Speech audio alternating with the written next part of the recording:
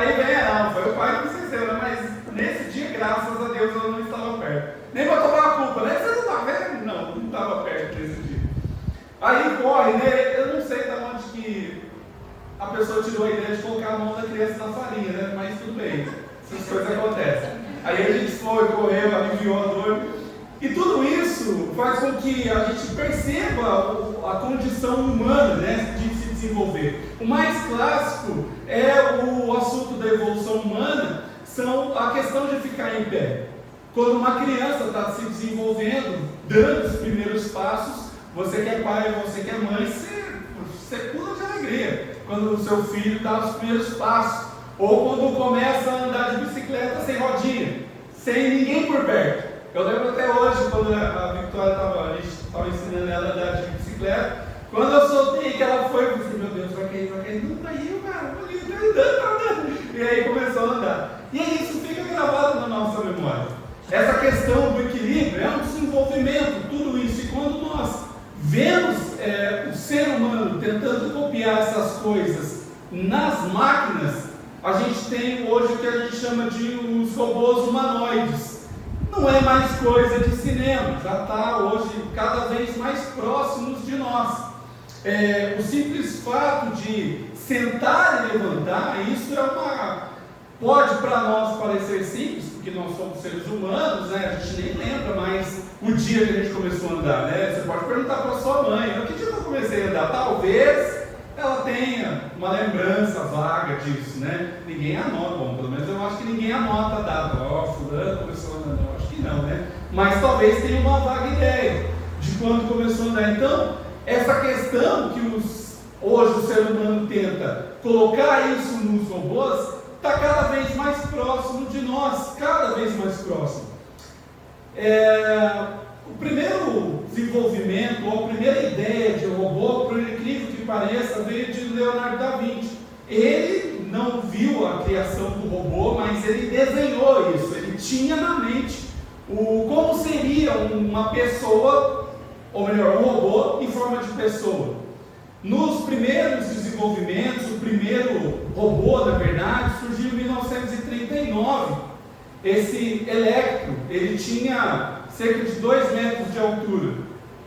Hoje a gente pode falar que é bem simples, né? Mas ele fazia poucas atividades, ele andava, falava por meio computadorizado, né?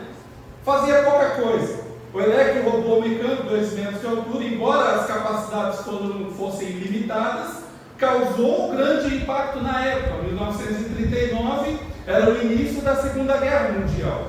Então pensa, naquela época não se tinha nada evoluído ainda, eis que surge esse robô. 1973 surge o Apollo 1. Nessa época havia uma crise do petróleo, e aí a tendência era que a humanidade, a sociedade partisse para o desenvolvimento elétrico. Lembre que naquela época os motores a vapor, a diesel era muito comum, e com a crise do petróleo tentou se achar, ou tenta se achar até hoje, uma escapatória para isso, né? Esse robô, chamado de bipedal, que seriam os 2 pés, né, foi o primeiro a conseguir se equilibrar e andar de forma autônoma. Olha de quando nós estamos falando, hein, gente? 1973. Depois disso, em 2000, a Honda lançou o Aziro, que aí tem uma aparência mais amigável, né, digamos assim. Mas ele, naquela época, já tinha inteligência artificial. Essa época aí, 2000, se você se recorda bem, foi a época que começou as redes sociais, né, o boom das redes sociais. 2013 é lançado o Atlas, um robô humanoide capaz de realizar várias atividades, entre elas acrobacias. E aí você tem aí um desenvolvimento melhor em termos de receptividade, né, aos olhos humanos. Você consegue ver que ele já tem um formato mais humano amigável. 2016, a empresa Google adquiriu outra empresa que desenvolve robôs. E aí, durante os testes deles, a ideia era fazer com que o robô se desenvolvesse a tal ponto que conseguisse se equilibrar. E eles gravaram isso. Eu vou passar no vídeo para vocês. Pode rodar, por favor. Não tem som mesmo, tá, gente? É assim mesmo. E aí você vê que ele está apoiado nos dois pés e ele vai se apoiar numa fina camada de madeira, tentando se equilibrar. Esquisito, né? Estranho a gente ver isso. Mas é o que o desenvolvimento foi levando. Você pode pensar, poxa, mas parece tão fácil, né? Olha só que situação, né? Tão fácil se equilibrar para nós humanos, o humano tenta fazer isso com as máquinas, para se desenvolver, né? Ou seja, o fato das evoluções das máquinas não param, e como podemos comprovar, né? O fato tão simples para nós que é de ficar de pé, não temos dificuldade nem complexidade para nós, mas por trás de uma máquina há muita complexidade nisso.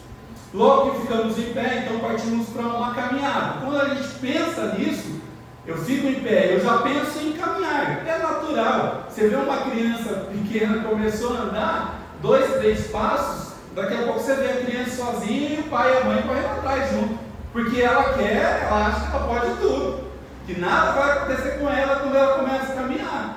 E é assim com toda criança, e ela começa a, como eu diria, desbravar o mundo, né? Fazer o conhecimento do mundo. Isso nos faz lembrar um pouco da nossa caminhada cristã. E é aqui, nesse ponto, que eu quero traçar esse paralelo com você. Antes de sairmos caminhando, nós devemos nos assentar. Aí você deve estar pensando que não é assim na caminhada cristã, né? Não é sentado que a gente ganha o mundo, mas a gente vai pensar um pouquinho nisso. O Evangelho não é, e aí a gente pode pensar, não é sobre ficar sentado, sim sobre avançar. Concordo com você, mas eu vou trazer uma outra perspectiva para nós. Na história de conversão de Paulo, você conhece bem a história dele, nós vimos que Jesus aparece para ele no meio do caminho. Ele está indo em direção a aprender mais cristãos, em busca de perseguir mais cristãos, e no caminho Jesus aparece para ele. Outros 2 homens que estão com ele no caminho não conseguem entender o que está acontecendo, somente Paulo enxerga a luz. Eles escutam algo como um trovão, mas Paulo escuta a voz de Jesus, dizendo para ele: por que me persegues? Às vezes, a gente está caminhando talvez na direção contrária daquilo que Jesus tem colocado para nós. Esse é um ponto para nós analisarmos talvez essa noite. Talvez Jesus hoje, como foi dito já aqui, quer te direcionar para outro caminho. Talvez ele esteja falando para você que o caminho talvez não seja esse. Talvez o caminho seja outro. Por isso que podemos e precisamos refletir nisso. Apenas caminhar em direção a algo qualquer não vai te levar a uma salvação. Você precisa caminhar em direção a Jesus. Como assim? Você deve estar se perguntando. É interessante que em Atos, quando Ananias é direcionado por Jesus aí, até Paulo encontra ele e ora por ele, vemos um pequeno detalhe que pode ser a resposta de muita coisa hoje. Atos 9:18, lemos que para tornar a ver, Paulo levanta-se e foi batizado. Foi o que nós lemos. Quando Jesus quer ter um encontro conosco, a nossa primeira atitude não deveria ser sair caminhando, sair querendo pregar, sair querendo tocar, cantar, fazer qualquer coisa para Jesus, mas deveríamos ser nos assentando diante dele e conhecendo mais a ele. O problema é que as pessoas hoje querem aceitar Jesus e querem viver uma vida de estrelato. Não é? Talvez Jesus queira chegar com você e dizer: vamos conversar sobre a sua vida? Vamos conversar sobre aquilo que você tem feito? E mesmo durante o caminho, às vezes é necessário a gente parar e se assentar diante dele e falar assim: Jesus, eu estou no caminho certo? O que eu estou fazendo de errado que está te desagradando?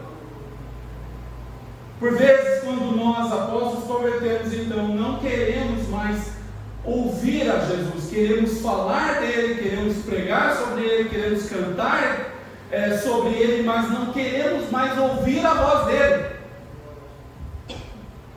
É interessante porque as pessoas caminhada, quando você aceita Jesus, é óbvio, é natural. O fogo do coração arde, você quer fazer muitas coisas, mas às vezes é necessário você sentar diante de Jesus e se realinhar com Ele. Porque não adianta fazer uma caminhada cheia de pecado de estimação, não adianta fazer uma caminhada cheia de si mesmo. É necessário que nós nos esvaziemos, assim como Paulo nos diz. Esvazie-se de mim mesmo e esvazie-se de si mesmo. Na sua vida, quando você aceita Jesus, não é mais sobre você a sua vida. Você pode estudar, você pode trabalhar, você pode conquistar as coisas, tudo isso não é pecado. Mas entenda que no final da vida, não é sobre você. É sobre como você viveu a sua vida cristã. Devemos então nos assentarmos com Ele e ouvir. E como eu devo ouvir? 1. Orando. Atos 9, versículo 11. O Senhor Jesus lhe disse: vá à casa de Judas, na rua chamada Direita, e pergunte por um homem de Tarso chamado Saulo. Ele está orando. Se queremos fazer o que hoje nós chamamos de fazer a obra de Jesus, fazer a obra de Cristo, devemos primeiro ouvir. Como? Veja o que o texto diz em Atos 11. Coloca, por favor, na tela. Isso. Ele está orando. Há uma coisa interessante aqui. Orar, como você sabe, você já deve ter ouvido aqui ou qualquer outro lugar, não só pedir, mas é ouvir também. Principalmente ouvir. É parar literalmente de falar e ouvir a voz de Deus. Uma das grandes dificuldades dos dias atuais é ouvir. Talvez você esteja se perguntando: você está querendo dizer então que existe um grande número de pessoas surdas? Não, há uma diferença entre ouvir e escutar. Há uma grande diferença. As pessoas que ouvem, há pessoas que ouvem, mas não escutam. Há pessoas que ouvem, mas não escutam. Há aquelas que escutam, mas também não agem, ficam paradas. Ouvir é um processo mecânico. É um processo que você está ouvindo. Eu estou ouvindo o barulho do ventilador, você está me ouvindo. É uma questão mecânica, a não ser que você tampe os ouvidos, aí você não ouve tanto assim. Agora, escutar é uma ação que depende da sua e da minha vontade. Você pode ouvir o que eu estou falando, mas se você não parar para escutar, você não vai entender. E assim é com as nossas vidas. Por exemplo, as nossas esposas, elas falam, e quando você está na caixa do nada, ela fala: você não está me escutando, e ela está falando a verdade. Às vezes a gente não está escutando, a gente está ouvindo, mas não está escutando. Há uma diferença, a gente precisa entender isso. Pare e ouça, e escute o que Jesus está falando. Ouvir somente por ouvir, a gente às vezes ouve, né? Saiu por um ouvido, entrou por um ouvido e saiu por outro. Isso não é escutar, isso é ouvir. Você ouviu, mas você assimilou? Porque o assimilar é escutar, é entender. A gente fala, e é tanto dito, né, sobre os momentos, e o momento talvez que pegue mais no pé, no calcanhar de Aquiles do ser humano e do ser humano brasileiro, é o dízimo de ofertas. Porque há um bloqueio quando você fala assim: momento de dízimo de oferta, a pessoa já bloqueia, você não vai pedir dinheiro. E aí você não escuta mais nada, você ouve, mas você não escuta. Às vezes Deus está falando para você naquele momento, às vezes a ministração não seria para você, mas Deus quer falar com você no momento de dízimo de oferta e você não escutou. Você ouviu, mas você não escutou. É uma diferença. Eu fico pensando, talvez, qual era a oração de Saulo naquele momento? Qual era a oração de Saulo que levou Jesus a sair do trono dele, pisar outro servo e falar para ele: você vai lá naquela rua direita. Olha o poder da oração de Saulo que moveu Jesus. Aí eu me pergunto: qual é o poder das nossas orações? O que nós estamos pedindo, ou o que nos está faltando pedir para que Jesus se mova do trono, para cumprir o que Ele tem para nós? nós precisamos pensar nisso. Saulo era um perseguidor de cristãos, um matador, um assassino, uma pessoa que prendia, que batia, e mesmo assim a oração dele moveu Jesus. Por que a nossa oração, Jesus não vai se mover? Ele vai. Nós precisamos ficar firmes em oração e pedir e clamar, e tendo a certeza de que a vontade dele é soberana. A vontade dele é melhor até às vezes do que a minha e a sua vontade, porque ele sabe o que é o reino dele. Nós não sabemos. Então, para ouvir e escutar Jesus, ouça os seus direcionamentos, que seja talvez de ficar. E esse é o gancho para o segundo ponto. Como eu devo ouvir? 2. Fique onde está. Fique aonde está. Atos 9, versículo 17 diz assim: Então Ananias entrou na casa, impôs as mãos sobre Saulo e disse: Irmão Saulo, o Senhor Jesus, que lhe apareceu no caminho por onde você vinha, enviou-me para que você volte a ver e seja cheio do Espírito Santo.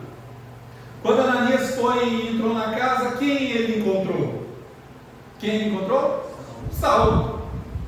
O próprio Saulo, mas veja que interessante é que Saulo não se dispersou daquela situação, ele estava lá.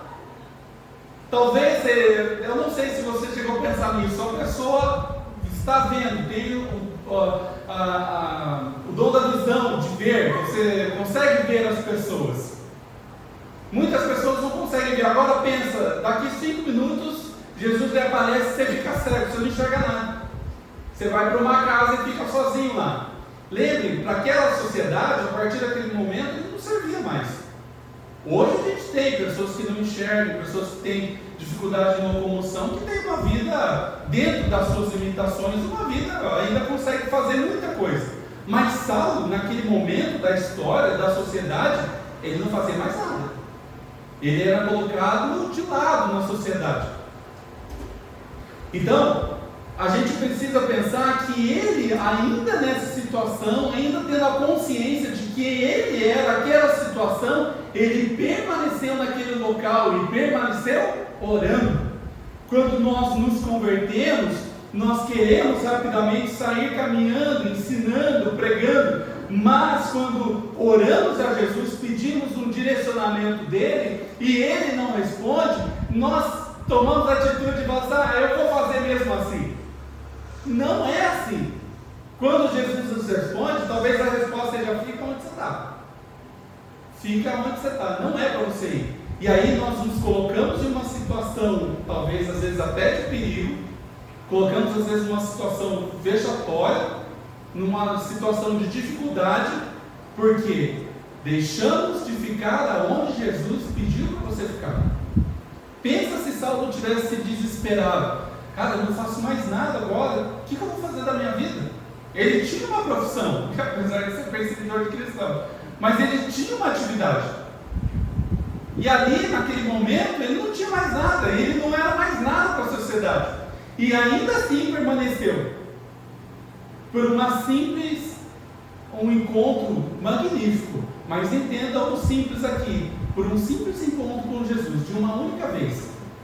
Ele ouviu a voz de Jesus e ficou onde estava. Permaneceu orando. Quantas vezes Jesus tem falado aqui com as pessoas, tem falado até com você, e mesmo assim a gente ainda duvida? Quantos testemunhos nós temos vistos, ouvido na célula, ouvido na segunda-feira, ouvido na quarta, com certeza, com os adolescentes, com os jovens, ouvido na quinta, nós temos visto e ouvido no domingo de manhã, no domingo à noite, e mesmo assim a gente ainda duvida. A gente ainda quer tomar uma atitude contrária do que Paulo fez. Saiu, tomou uma ação. Não, Paulo permaneceu. O convite talvez hoje seja para você permanecer onde você está. Permanecer. Nós só estaremos estagnados quando não damos ouvidos ao que o Senhor está nos direcionando. O Watchman Nee, um influente líder cristão chinês, no período anterior do regime socialista, ele largou a carreira universitária para poder se dedicar ao Evangelho. Ele tem uma frase que ele diz assim: temos de aprender a lição do não faça, a lição do ficar quieto na presença de Deus. Devemos aprender que se Deus não se mexe, também não devemos nos mexer. Se Deus não fez, querido, não tente ser Deus na vida na sua própria vida e principalmente na vida do outro. Ore, prefira não se mexer ao dar um passo em falso, que te levará a desviar do caminho. Prefira não se mexer. Se mexer, às vezes a gente pensa que é estagnar, ficar parado, ficar para trás. Não. Na caminhada cristã não é uma corrida para ver quem chega primeiro. É uma corrida para ver quem chega inteiro e salvo. Não depende da colocação. Você não vai receber uma medalha no final. Não tem uma linha de chegada para ver quem chega primeiro para ser salvo. Não. É uma corrida para ver se você vai ser salvo, independente da sua posição. Amém? Como eu devo então ouvir a voz de Deus, ou ouvir e escutar a Deus? Assente-se. Terceiro, antes de caminhar, assente-se.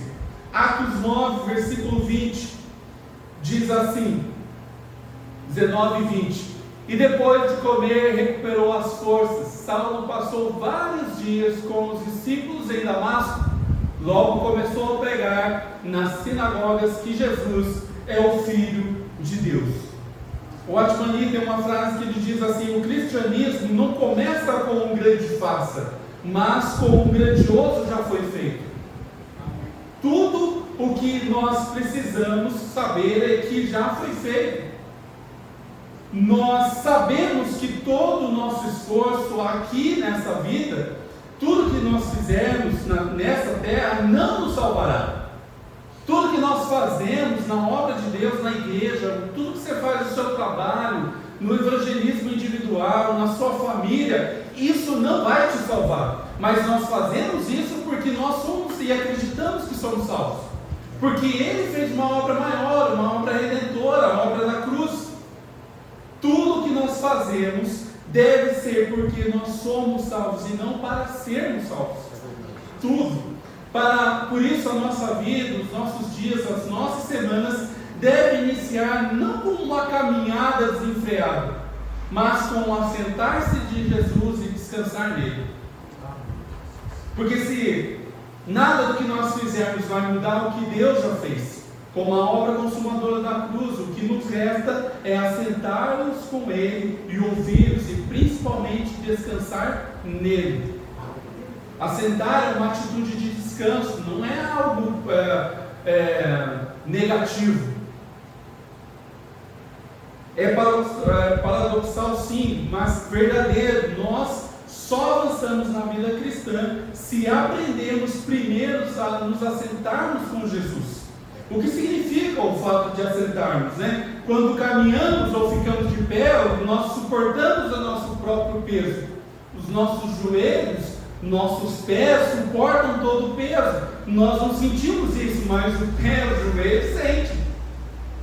Uma pessoa que está muito acima do peso, ela tem dificuldade de se locomover. Uma pessoa que já está com uma idade avançada começa a sentir dores na articulação. Isso tudo é fruto do peso do nosso próprio corpo. O peso que é aliviado quando nós nos assentamos. Quando nós sentamos numa cadeira, sentamos no sofá, você sente aquele alívio, né? Quem trabalha em pé o dia inteiro, caminhando, correndo, andando para lá e para cá, atrás de criança, atrás talvez de idoso que é teimoso, atrás talvez de outras tarefas a fazer, quando você chega diante de uma cadeira, você... sentei. Não é assim? Descansei. Isso deve nos refletir, o corpo relaxa, nós sentimos alívio. Isso também ocorre no reino espiritual. Quando nós encontramos Jesus e nos assentamos com Ele, todo o nosso peso da nossa vida tem que ser depositado nele. A pergunta talvez para nós seja: eu estou disposto a abrir a caixa de Pandora para Jesus e falar: Jesus, esse é o meu pecado, essa é a minha dificuldade, isso é a minha vergonha. Nós falamos bastante aqui sobre, no domingo de manhã, a questão dos fariseus. Eles mudaram a lei. A lei era para você levar o sacrifício diante do altar, dizendo que você era pecador. E eles mudaram, dizendo que a lei era cumprimento da lei. Por quê? Eles sabiam que eles eram pecadores. Nós também não podemos deixar nos levar achando que por eu ser evangélico, por eu ser cristão, está tudo certo. Não, eu sei que eu tenho problema, eu sei que você tem problema. A questão é, nós estamos dispostos a sentar diante de todo-poderoso Salvador e dizer assim, esse é o meu problema. Eu preciso de ajuda, eu preciso de cura, eu preciso de libertação, como nós cantamos aqui. Todas as cadeias se rompem, mas você precisa primeiro se assentar-se diante de Jesus e falar, eu sou culpado, eu preciso de ajuda. Todo problema de vício, toda pessoa que tem algum problema de vício, dos mais diversos, tá, gente? Quando a gente fala de vício, não é só o químico, não. Tem o vício da fofoca, da inveja, tem o vício da soberba, da arrogância, tudo isso também é vício. Só que a pessoa só começa a ser curada quando ela admite, não, eu sou invejoso, eu preciso de libertação, eu sou rancoroso, eu sou soberbo, eu preciso de libertação. Toda libertação começa com uma confissão. Se você não confessar, você não será liberto. Se você não confessar, você não será liberto. E a Bíblia diz, confesse. A Bíblia te orienta, confesse o seu pecado. Você só será santo a partir do momento que você desejar ser santo. E ela começa com uma confissão.